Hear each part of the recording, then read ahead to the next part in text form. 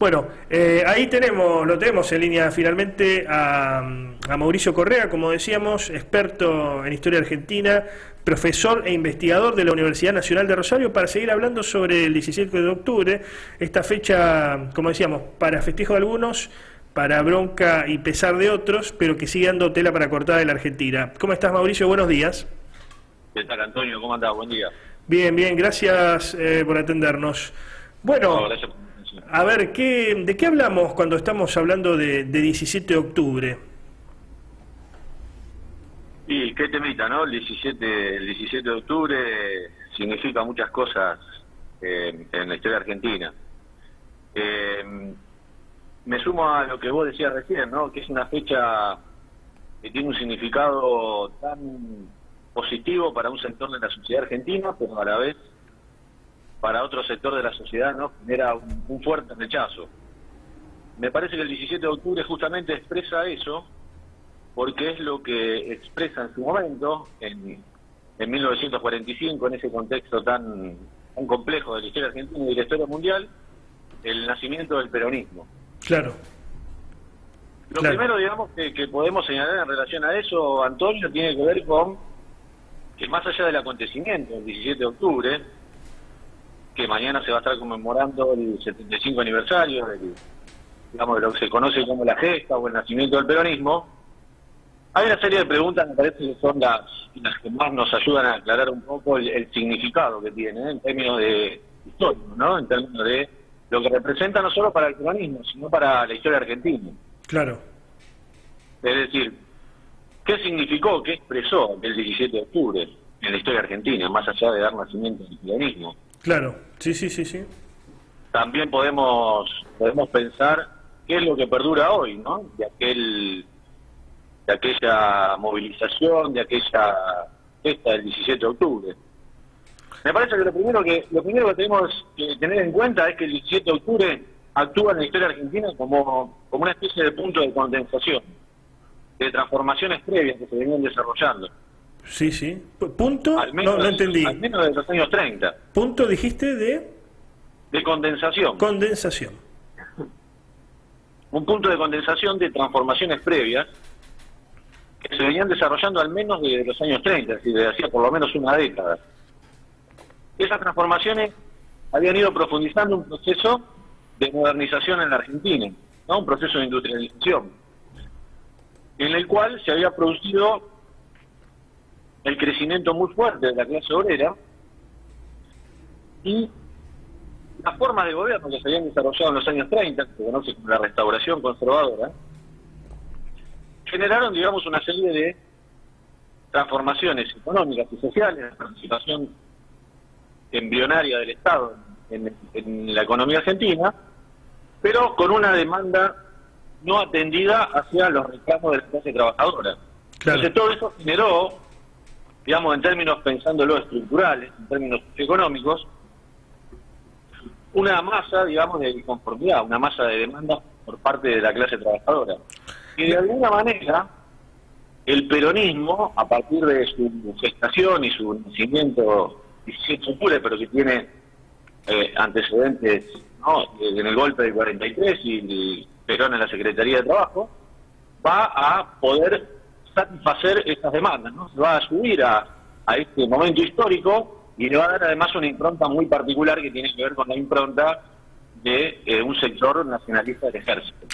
Ahora, si bien ya para el 45 no predominaban las corrientes anarquistas y más extremas, digamos, de alguna manera, al interior del movimiento obrero argentino, es más, el comunismo tenía la estrategia de los frentes populares a nivel internacional, era en todo caso conciliador con el sistema.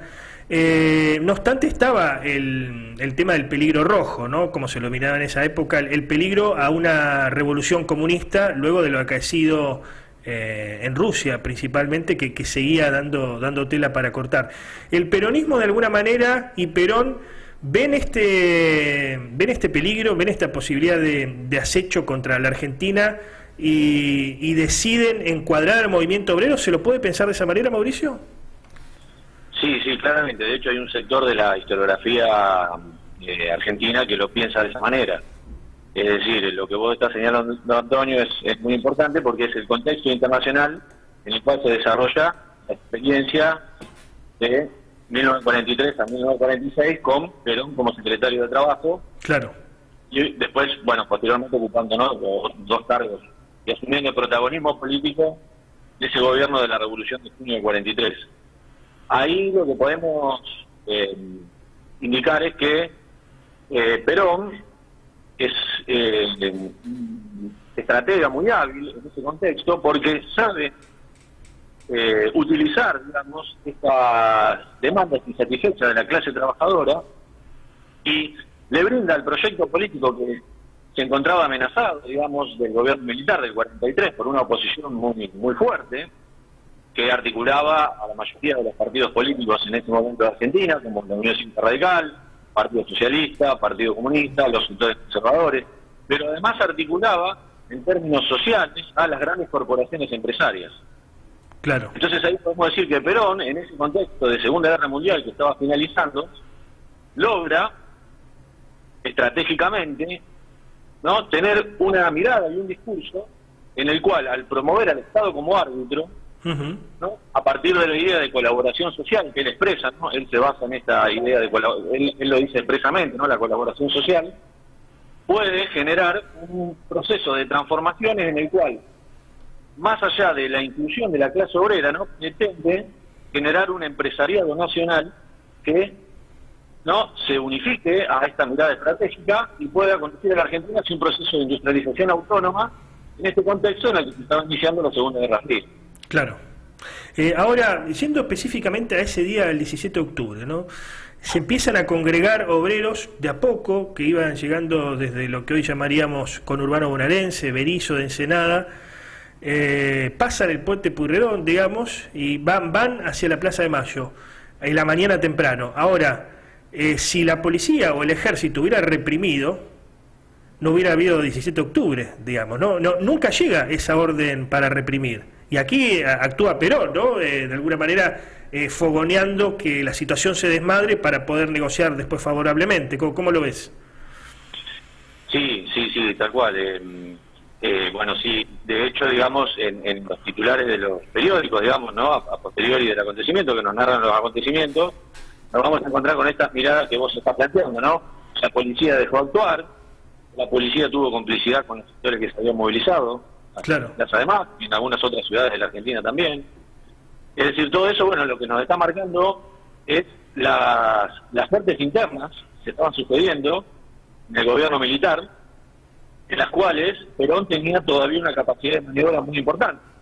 claro. Al ser rescatado de la isla Martín García y al ser llevado al hospital militar, Perón entra de nuevo en actividad, digamos, política, y puede de esta manera torcer el rumbo a partir de esa gran movilización que es importante aclarar, se gesta de manera espontánea en un gran sentido y autónoma, pero que también es fogoneada por la Confederación General del Trabajo, la CGT, que anuncia un plan de lucha y una huelga para el 18 de octubre, ¿no?, que se anticipa con esta movilización espontánea del día anterior, el 17. ¿Cuánto hubo de participación real, ¿no?, porque después están los mitos, pero cuánto hubo de participación real, por ejemplo, de Eva Perón?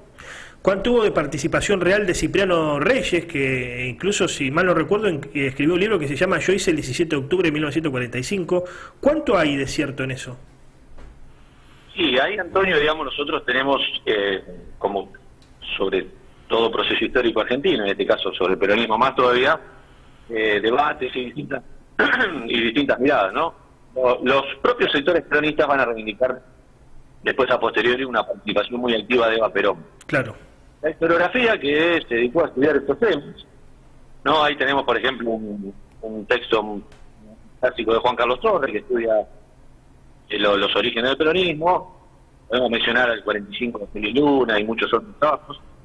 Lo que van a remarcar es que la participación de Eva Perón no fue tan importante y ponen el eje sobre todo en las estructuras sindicales que existían ya para ese momento. En el contexto de 1945 existen sindicatos ya organizados en Argentina con miles de afiliados, como el caso de la Unión Ferroviaria, por ejemplo.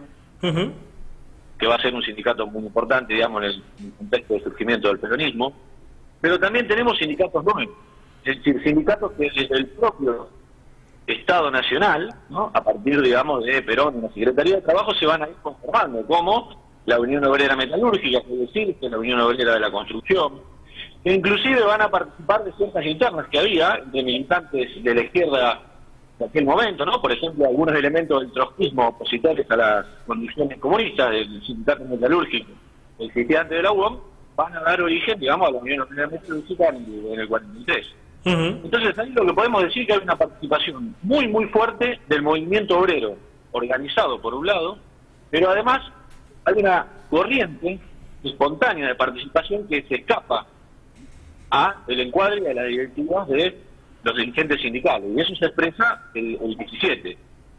Claro, se puede ver que las bases rebasan, valga la redundancia, sobrepasan la dirigencia. ¿Se siente sobrepasada la dirigencia en el 17 de octubre?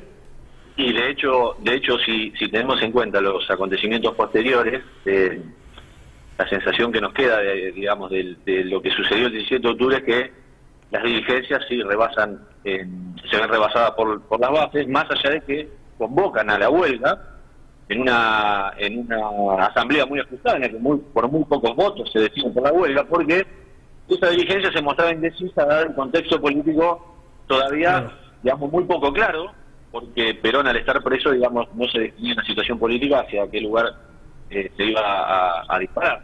Lo que sí queda claro es que más allá de dirigencia o bases y la actividad de cada uno, digamos, la importancia que tiene cada uno, lo que queda claro es lo que se va a comprobar después, históricamente, es que un sector muy importante de la clase trabajadora, dirigencias y bases, van a defender las conquistas sociales que se habían desarrollado con Perón en la Secretaría de Trabajo, desde el 43 al 45, ¿no?, que se van a legalizar e institucionalizar cuando Perón gane las elecciones a través de la labor parlamentaria desde el 46 en adelante.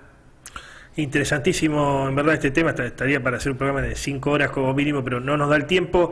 Te pedimos finalmente una reflexión, Mauricio, vos que has estudiado la historia argentina de forma comparada. ¿Qué implica hoy la figura del 17 de octubre, esta fecha, en un país donde, bueno, Perón venía de lo que se dio a llamar en algún momento el partido militar, era un outsider de la partidocracia, del sistema demoliberal? Hoy en día el ejército no tiene, las Fuerzas Armadas no tienen esa llegada, esa convocatoria. Era un país donde, bueno, había menos población, pero no había tanta desocupación como hoy. Eran diferentes las condiciones. Hoy tenemos casi 50%, por ahí cerca, de pobres en la Argentina. Gente que ni siquiera tiene trabajo, nucleada de los movimientos sociales que en esa época no existían, digamos, o en la forma que hoy existen. ¿Qué es lo que sugiere ese 17 de octubre? Y si de alguna manera está en crisis ese modelo sindical argentino que se puede decir nace con el alumbramiento del peronismo. Sí, respecto al modelo sindical, bueno, desde hace mucho tiempo se menciona una crisis de ese modelo, ¿no? Pero es un modelo que nunca termina de morir. Claro. Hay elementos estructurales muy fuertes que tienen que ver justamente con la gestación de ese modelo, que tiene que ver con una tradición del sindicalismo, con varias tradiciones del sindicalismo que se encuentran con la mirada estratégica del Perón, ¿no?, que le van a dar una institucionalidad y lo van a transformar en este factor de poder, ¿no?, como se conoce el sindicalismo desde ese momento. A mí me parece que más allá de la cuestión sindical, lo que podemos rescatar del 17 de octubre, salvando las diferencias y obviamente teniendo en cuenta los distintos contextos, tiene que ver con que el 17 de octubre queda en la conciencia colectiva, en la conciencia popular, como un momento de protagonismo del pueblo trabajador en la historia argentina. Es decir, como un momento en donde el pueblo trabajador se transforma y se hace cargo de la historia. Me parece que ahí hay un legado y hay un sustrato, digamos, que hoy todavía nutre a los movimientos sociales y movimientos políticos del presente. Es decir, esa tradición que se genera de movilización, de defensa de los derechos laborales, a partir del 17 de octubre, que por supuesto no nace en el 17 de octubre, que a su vez se reconocen otras tradiciones anteriores, como la anarquista, las distintas tradiciones socialistas, pero lo que le da al 17 de octubre, en términos generales, a la sociedad argentina, creo que es esa capacidad de movilizarse y pelear por los derechos. Y hoy en día lo podemos ver en muchas de las conflictos y movimientos sociales que están actuando en el presente luchando por ampliar sus derechos, ¿no? Pienso, por ejemplo, en todo lo que es el movimiento feminista de hoy y bueno, esta lucha política y esta lucha en las calles también que se está desarrollando para la despenalización del aborto. Y así, digamos, podemos pensar otros ejemplos en los cuales, digamos, la organización social y política encuentra en el 17 de octubre una tradición, un momento, una gesta política en la cual referenciarse, y de hecho siempre lo vamos a escuchar, ¿no? La idea de cuando aparece algún movimiento, digamos, espontáneo o algún movimiento de movilizaciones muy fuertes, aparece esta idea de generar un nuevo 17 de octubre, ¿no? Esto en el vocabulario, en la retórica de los movimientos populares queda anclado muy fuerte. Muchas gracias por el contacto, Mauricio. No, gracias a vos, Antonio. Saludos. Adiós.